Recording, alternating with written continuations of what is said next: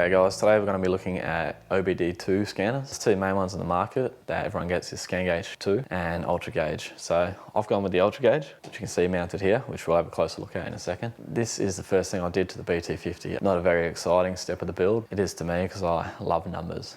7, 6, 8, they're all good. Numbers are sick.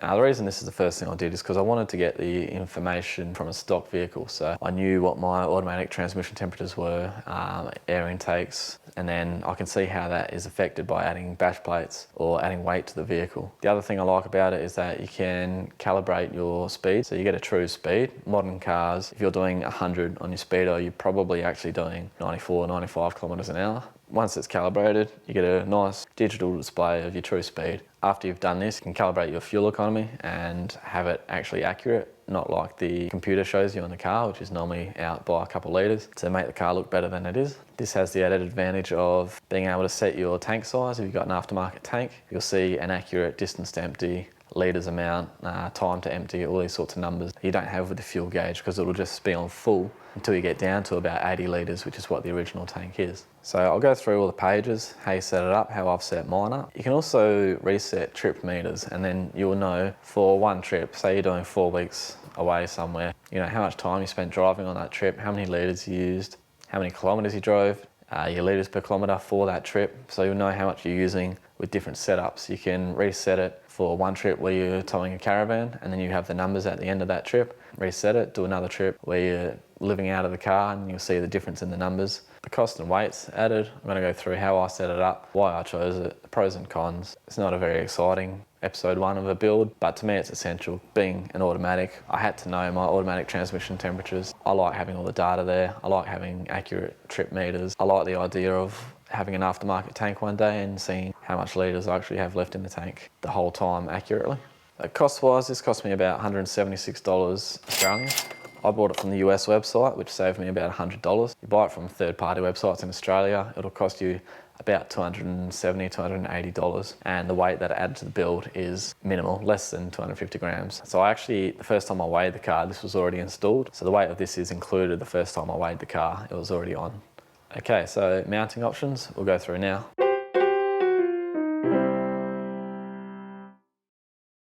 When you buy the Ultragauge from the US website, which will save you a lot of money, I'll leave a link down below about how you can save money buying from America. This is the mounting option I chose, which is a vertical surface mount. The problem with it down here, you brush past it when you're getting in and out of the car, and you have to take your eyes off the road to read it, so basically useless. The other option you can get is a windscreen mount, which is just a suction cup that goes on the window. The problem with this, obviously, is it'll leave marks on your window and it falls off after a while. You can get a horizontal surface mount, so you could take up space here, which would be a good place to have it actually. It would be nice and visible, but you lose this as a storage space. So after realising this was no good, I got this A-pillar mount. Now this I got from Australia. They don't actually sell it on the US website. From memory, it was about $40. Basically, the original bolt holding this A-pillar handle gets removed and you put a longer bolt through that goes through here and then into the thread on the inside of this handle. Bolt is not supplied. Go to a hardware store and buy the bolt. This is by far the best solution. Other solutions they have are sticky Velcro, so you'll need a flat surface somewhere. In the BT-50, that wouldn't have done me any good because all these horizontal surfaces are hard to see. When I'm driving, I have clear vision of this. Because the pillar's there anyway, it's not blocking my vision, but I can see my speedo, my temperatures and everything without taking my eyes off the road like I would have to do if it was down here. So mounting options, this is the best one by far. I recommend this is the one that you go with.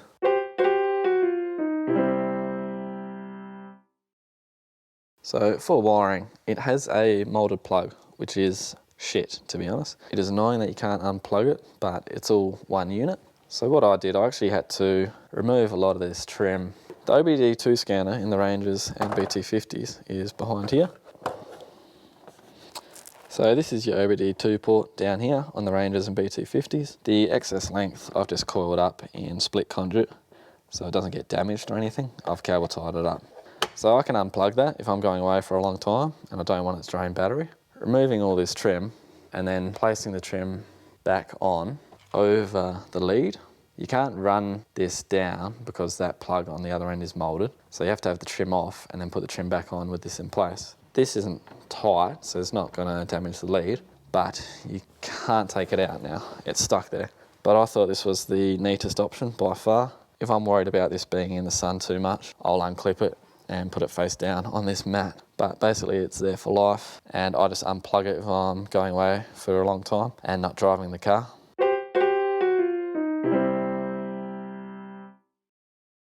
So we'll just have a look at this now.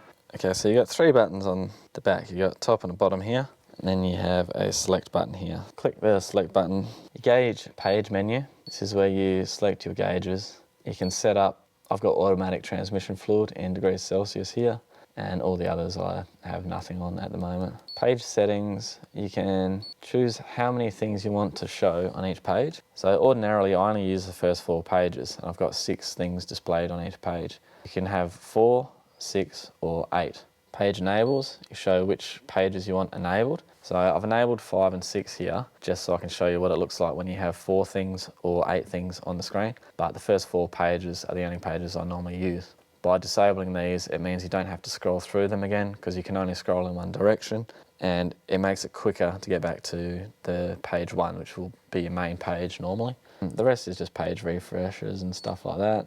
Select gauges. So for page 1, for example, this is where you would go through all your gauges and set numbers against which slot of the 6 slots that I had for page 1 you want this data to appear. In slot 1 on page 1, I've got kilometres per hour. Slot 2, instantaneous litres per 100. Slot 3, average litres, etc, etc. And I won't go through all of them. So that is your gauges. Here you can zero your average speed, economy, run times. If you change your oil, you can zero your oil distance. If you have a service, zero your service distance. Fuel menu. These cars have a smart full threshold where it will detect if you've put fuel in the car. So I don't use these smart thresholds. There is a shortcut where you hold the top button on the back, tell the Ultragauge that you've just done a full fill up, which will set you back to your fuel size. Vehicle setup, set your engine size. This is 3.2 litres, 80 litres is my fuel tank. Calibration, this is where you'll come in to calibrate your economy and your distance. You have to calibrate distance first, so I'll run through how you can do that. Alright guys, so to calibrate your speed, what you want to do is get a straight bit of road with a decent speed limit. You want 80 kilometers an hour plus. The longer the better, and the more accurate your measurement can be, the better. Once you've done your drive from start to finish, the Ultragauge will suggest a distance that you've covered based on the car's odometer. That's where it gets its information from. You put in the actual distance covered, and it gives you a calibration factor or a corrective factor. So find a place near home. I found this here. This is my own label here, start point and finish point. Now this is a nice straight bit of road. I think it was 80 or 90 kilometers an hour. So I went there early in the morning. So one way you can do it is to do directions between your 2 markers. Will give you this information about distance. But 5.8 kilometers is not very accurate. It is only 1 decimal point. So what I personally did, I changed to street view or to the satellite view. And when I did it the first time, I also went through street view, but I use these power poles as guides. So I pulled up with my front of the car to the power pole. And then as best as I could, through any straight sections, I got a more accurate reading. So you can be as specific as you want with this, or pedantic as you want. I'm not taking a lot of care to do this accurately this time because I've already done it before.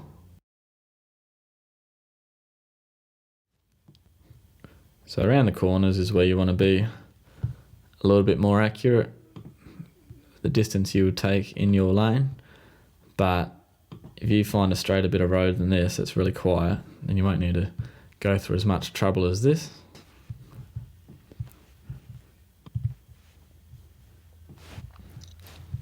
Now my finishing point, again I used the power lines as a visual indicator, so I knew how far I had driven. So 5.84 kilometers, and that's actually the exact same reading that I got when I did it with far more accuracy. That's quite an accurate reading. for that distance. I've got visual indicators with these power points. I was able to pull off to the side of the road, and I knew that I'd done the exact distance, 5.84 kilometers. So after that, I go into the Ultragauge and I put 5.84 in. So before you start your trip, you would have zeroed your meters. So when you get here, Ultragauge might say they've done 6.2 kilometers, and then you put in the actual distance and it gives you a calibration factor. After that, your distance is calibrated, which means your speed will be calibrated and all your trip meters will work correctly after you do the fuel calibration.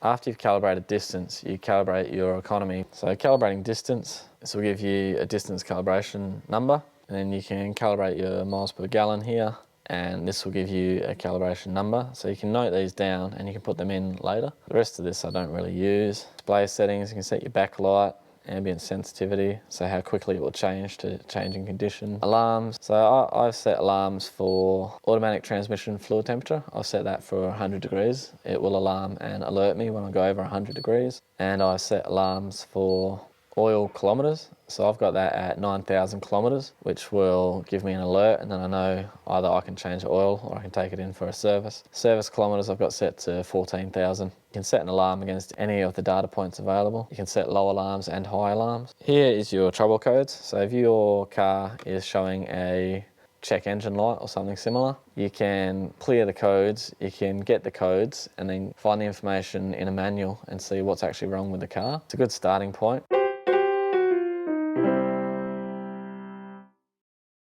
The way I've set up my gauges, I've got 4 pages of 6. Now I've enabled pages 5 and 6 with 4 and 8 displays respectively, just to show what they look like, but the first 4 are the only ones I use. So kilometers per hour, instantaneous litres per kilometre. This instantaneous litres/k and average litres/k is per 100 kilometres. Litres of fuel left, time to empty, and kilometres distance to empty.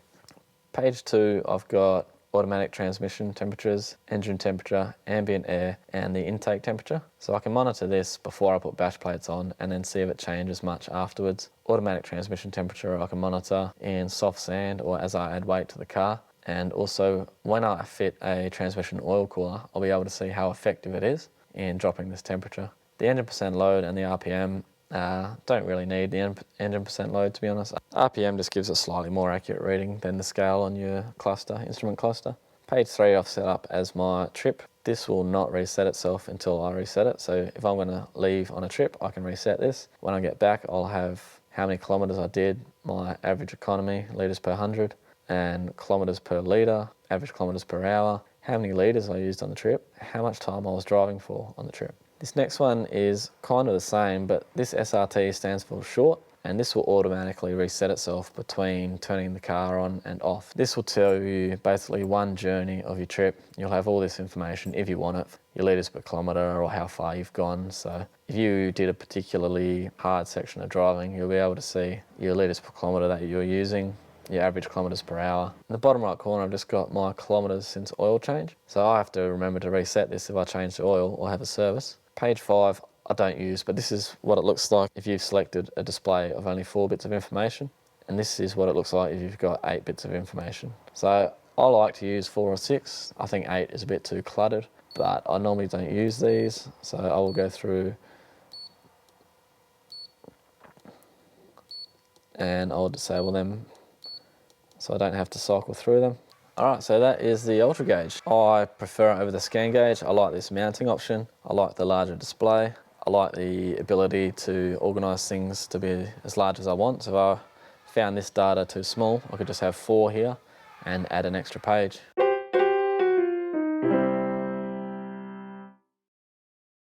So pros and cons, customisability, information, good display, good mounting options. They're the pros. Cons, this plug can't be disconnected or replaced. It's one moulded cable, so if that gets damaged, you have to replace the whole unit or do a sort of join somewhere in the cable yourself. I think they should make that a little plug system that plugs into the unit itself, make it available as a spare part in case you damage it. The other thing is it's really hard to find information. There's no central location of all available codes. So to find the automatic transmission fluid in degrees Celsius, I had to look for a long time through some forums and then kind of convert the hexadecimal code. So I'll link a post down below where I wrote all about how to do that. So if you've got a BT-50, it might be the same CAN bus system for the Ford Rangers. I assume it is, but I'm not sure. But I'll link a post down below where you can get the code for your automatic transmission fluid in degrees Celsius. The website is horrible. I don't understand how the website can be so bad. I think it's a good product, and I think in theory they should have made enough money that they can sort of develop a better website. So I guess the biggest downsides is probably the way they present themselves. The marketing's bad, the website's bad. I feel like they can improve the product a little bit by adding detachable cords and making it more bush-proof, because if something goes wrong with it now, you have to replace the whole unit. That's pretty much it. Ultragauge.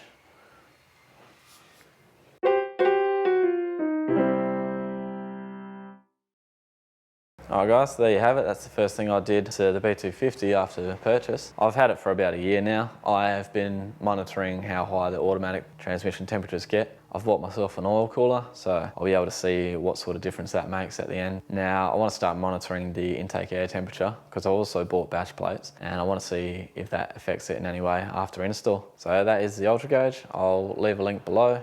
That's the OBD II scanner that I would choose, but you can't go wrong with Scangauge or Ultragauge. You even get Bluetooth connections where you can get apps on your phone, but I haven't tried them. I like having the information visible as I'm driving along, and everything's pre-programmed. I don't have to open up anything. The information is just there and visible. So that's it for the first part of the build. Second part of the build will be another boring one, but the second thing I did was seat covers. I'll be showing you how to fit them properly because I've seen a lot of wrong information out there on the webs.